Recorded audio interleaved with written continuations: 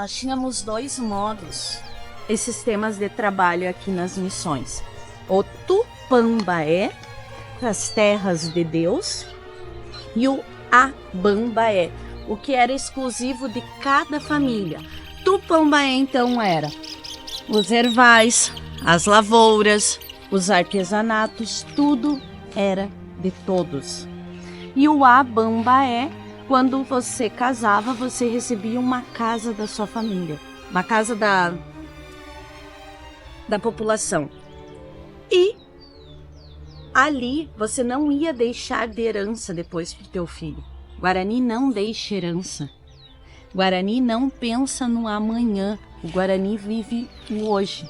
Nós estamos sempre preocupados ou com o que passou ou com o futuro, e a gente esquece de viver o hoje. O Guarani vive o momento, vive somente o momento presente.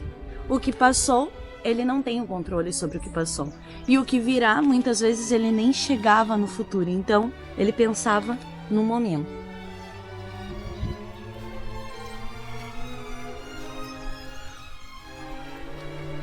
Lá no fundo, pode ver que tem uns carros lá, tem uma casinha.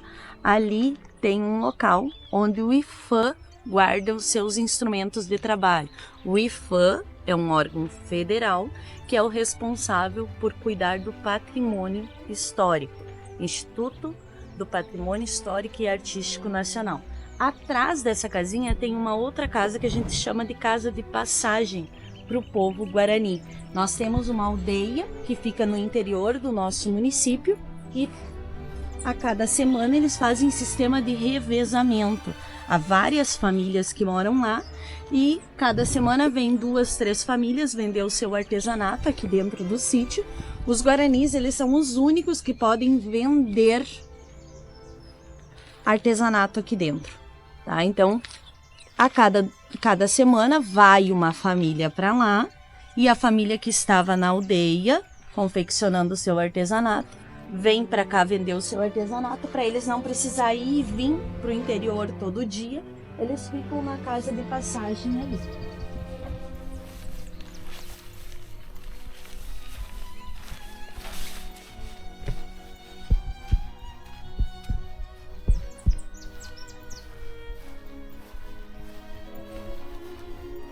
Aqui era a adega. Não existia túneis na região das Missões. Quem disser que existia um túnel ligando São Miguel a São Nicolau é mentira. O que nós tínhamos eram as adegas, lugares onde se guardavam os alimentos protegidos do sol e da chuva. Tá? Dessa parte aqui, onde está numerado, até lá ao fundo, eram as oficinas. As oficinas menos barulhentas ficavam mais próximas da igreja. As oficinas mais barulhentas ficavam lá ao fundo. Então, nós tínhamos oficinas aqui em metal, em madeira, em tecidos, se fazia móveis, roupas, escapulários, instrumentos musicais, muitos móveis e instrumentos musicais construídos aqui nas Missões foram parar nas grandes orquestras da Europa. Lá ao fundo, ó, aqui ó, você vai perceber que tem uma parte toda limpa. Ali era o pátio das oficinas. Então, cada quadradinho desses aqui ó, que a gente está vendo, era as oficinas. Mais de 50 oficinas. Além de abastecer toda a redução, o excedente eu fazia sistema de escambo com as outras 6 reduções. Aqui onde nós estamos era o pátio das oficinas, pois eles trabalhavam somente 6 horas por dia, 3 de manhã e 3 à tarde. Aqui era o pátio das oficinas.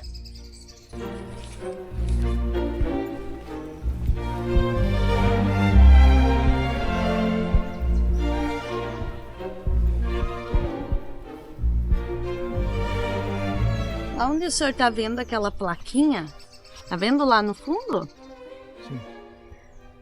Naquele muro lá, ó. Lá era o tambo, local de passagem para o estrangeiro, para o espanhol, ou para o cara que era da outra redução. Não existia visitação entre uma redução e outra. Na pandemia, a gente se visitava? Não. Eu podia levar uma doença para minha família ou para um amigo. Então, aqui na redução também não existia visitação entre uma redução e outra. Eles faziam um sistema de trocas, mas que acontecia no tambo. Então ia alguém responsável até o tambo e ali eles faziam essa troca. Era o local de comércio. Uma curiosidade, não existia cédula de dinheiro circulando na redução. Eles faziam o sistema do escambo, sistema de troca de produtos. Assim, por exemplo, Santo Ângelo produzia muito algodão. São Miguel produzia muita erva mate. Eles se trocavam e todos tinham de tudo sempre. Cada redução tinha sua produção vocacionada.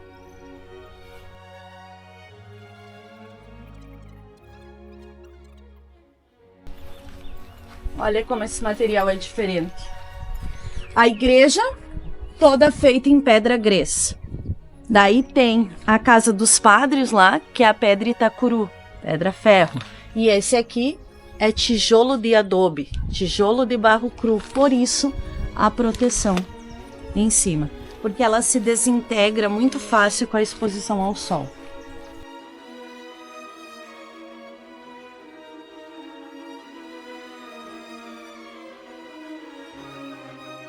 E aqui, segundo o professor e historiador Mário Simo, que era um grande estudioso sobre as missões, nós tínhamos aqui, ele faleceu ano passado, aqui era a cadeia da época.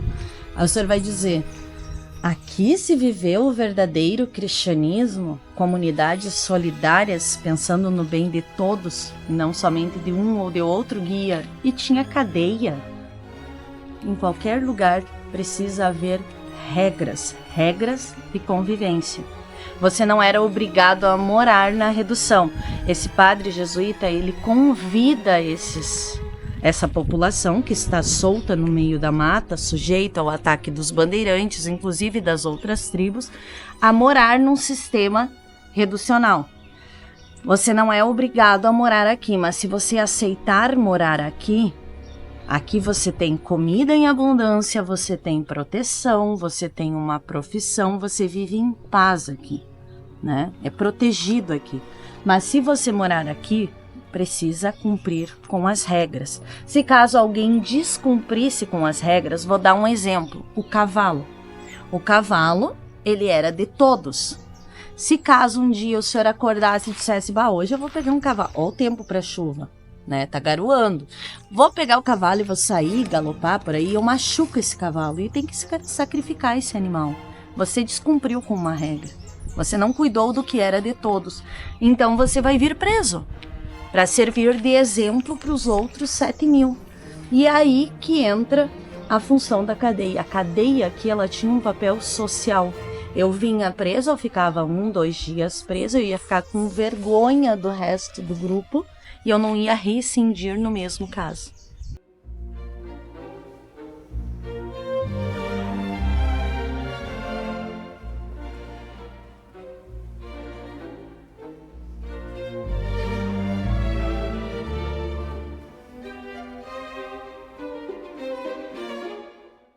Como que se cronometrava o tempo aqui na redução?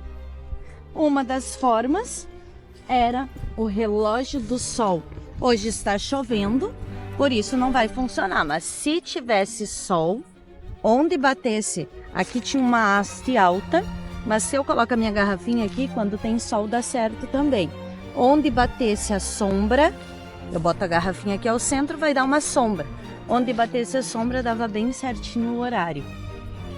Relógio do sol. Outra forma de se cronometrar o tempo na redução tinha o relógio. Nós tínhamos as oficinas, onde se eu trouxesse um relógio de pulso lá da Europa, trouxesse os materiais e alguém que soubesse fazer, ia ali nas oficinas e eles iam reproduzir tão bom quanto o que eu trouxesse da Europa. Faziam muitos relógios ali. Outra forma era através do toque do sino. Até hoje, nas cidades pequenas, quando toca o sino fora de horário, a gente já se pergunta, quem faleceu? Porque o toque do sino, ele era responsável por cronometrar todos os fazeres na redução. Então, era toque do sino para levantar, toque do sino para ir para a oficina ou para ir para a escola. Era toque do sino para tudo. O sino era quem orquestrava todo o espetáculo aqui dentro. O toque do sino.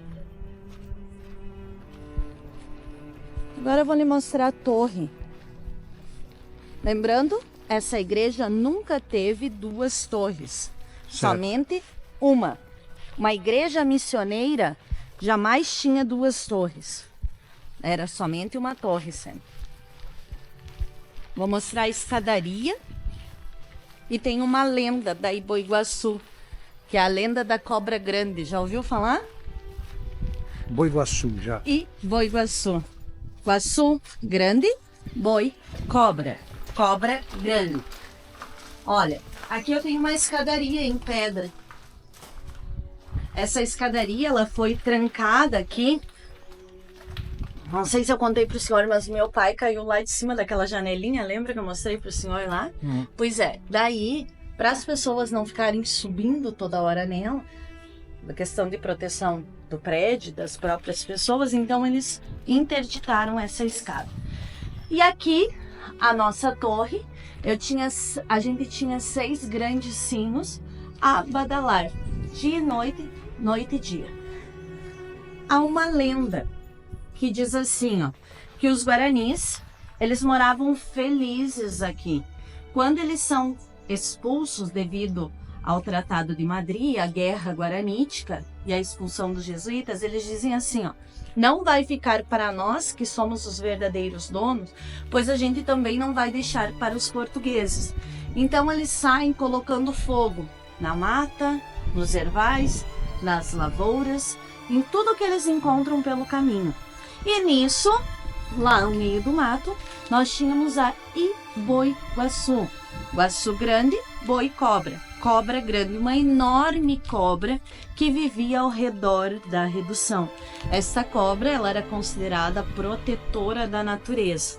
Como botam fogo na casa dela, que era a natureza, elas saem de lá e vêm para a torre, encontra a escadaria, chega lá em cima, encontra 6 grandes sinos e deita em cima de um sino. Passa um dia, passa 2 dias, 3 dias, no 4º dia ela fica com fome e ela resolve sair para comer. Quando a cobra resolve sair para comer, ela fica presa entre os sinos, que era enorme, os sinos, a corda e a parede da igreja. Então ela fica louca da vida, ela começa a badalar aquele sino noite e dia e noite. Nisso, uma jovem mãe guarani que ainda morava aqui na redução, ela escuta o badalar do sino e ela diz assim, não existe mais padre, quem que tá badalando o sino? Então ela pega, sobe as escadas, chega lá em cima e dá de cara com a Iboiguaçu, com aquela cobra enorme. Vai lá no meio do mato, pega um cachorro e dá para Iboiguaçu comer. No outro dia, pega uma vaca e dá para Iboiguaçu comer. A Iboiguaçu, aquela faminta, ela come todos os animais que tinha ali. Passa-se mais 15 dias e a Iboiguaçu enlouquecida badalando o sino. Então, num momento de desespero, uma jovem mãe, ela entra em transe, pega o seu bebê, sobe as escadas e entrega o seu filho para Iboiguaçu comer. Mais uma semana, outra mãe, num momento de desespero, vai, pega o seu filho e entrega para Iboiguaçu comer. E várias mães vão entregando seus filhos para Iboiguaçu comer. Essas mães não aguentam mais, elas choram, imploram a Tupã que Tupã as ajude. Tupã é muito amigo de Deus Trovão e conversa com Deus Trovão. E Deus Trovão, numa noite de terça-feira, indignado com tudo que está acontecendo para a nação Guarani, lança um raio na torre e cai os 6 sinos em cima da Iboiguaçu. Sua cabeça, que era enorme, se parte em 4 e vai parar uma em cada canto da torre. A graxa da cobra, que era enorme, escorre pelas paredes, manchando de preto a torre da nossa igreja. E nunca mais uma mãe perde o seu filho para Iboiguaçu. As lendas, elas surgem no momento de desespero. No momento em que um avô não sabe como contar para o seu neto o porquê que o pai dele jamais vai voltar de uma guerra. Como explicar uma guerra para uma criança pequena? E é aí que surgem as lendas.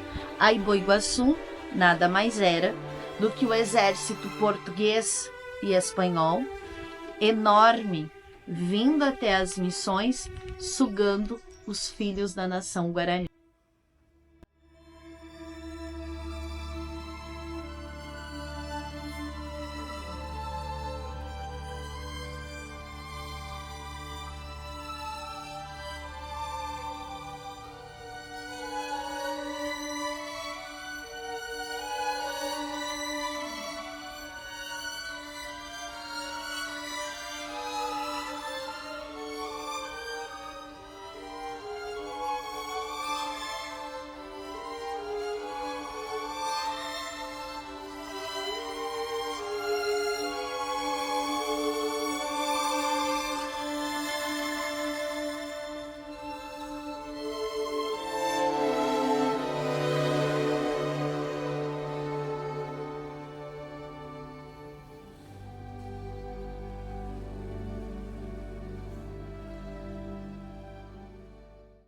Aqui era o cemitério dos Guaranis.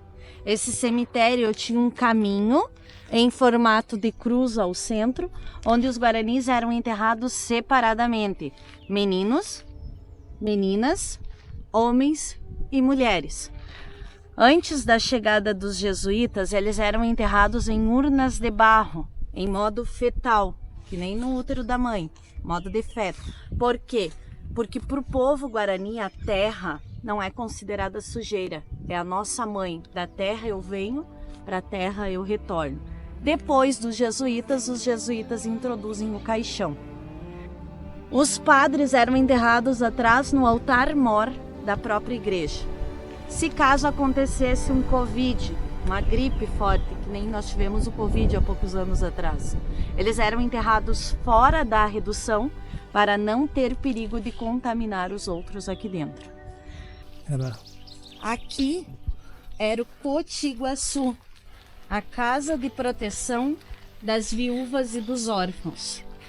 Aqui ficavam as mulheres que eram separadas ou as viúvas.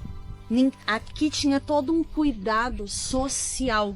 Eles pensavam muito nas pessoas que ficavam à mercê da sociedade. Então ficava aqui no Cotiguaçu. Há uma lenda que diz o seguinte: aqui era a porta do Cotiguaçu. Há uma lenda que conta que no Cotiguaçu existia somente uma porta, não tinha janelas para o lado de fora. Janelas e portas eram todas internas, tinha um jardim de inverno ali dentro. Então nessa porta era tecnologia de ponta. Uma chave ficava com a viúva mais antiga da redução e a outra chave ficava com um dos padres da redução. E essa porta ela só abriria se introduzisse ao mesmo tempo na fechadura uma chave pelo lado de dentro e a outra chave pelo lado de fora. Então eles marcavam, o padre com as viúvas, eles marcavam, por exemplo, no terceiro badalar do sino de manhã, lá vinha a viúva pelo lado de dentro, lá vinha o padre, introduzia a chave na fechadura ao mesmo tempo e girava. Somente assim essa porta se abriria. Essa porta ficava aberta. Lá pelas 5 horas da tarde, novamente lá vinha o padre, lá vinha a viúva e trancava essa porta novamente. As mulheres, elas tinham um papel social aqui dentro, não ficava-se à toa aqui no Cotiguaçu. Um era cuidar das crianças e cuidar dos doentes, e a outra função delas era trabalhar com tecidos. Essa era a outra função social das viúvas aqui no Cotiguaçu. Pode ver, parece que tem um pátiozinho de inverno aqui, ó. E as alas tudo separadinha, os quartos.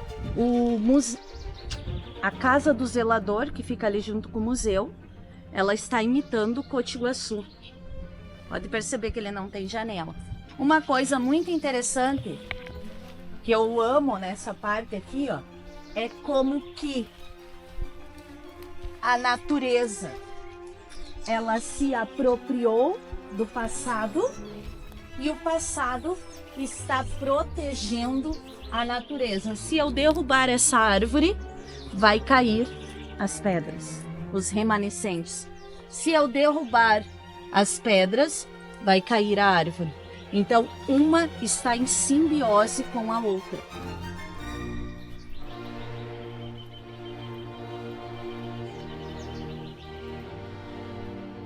E essa planta aqui é a mesma que tem lá na... O senhor percebeu que essa planta é a mesma que tem ali na Cruz Missioneira? Essa planta, o nome dela é guaimbé. Ela é uma planta considerada sagrada para os guaranis. E da folha, os guaranis fazem o artesanato. E do fruto, tem um fruto aqui, ó, tipo uma banana. Eles fazem o batizado das crianças.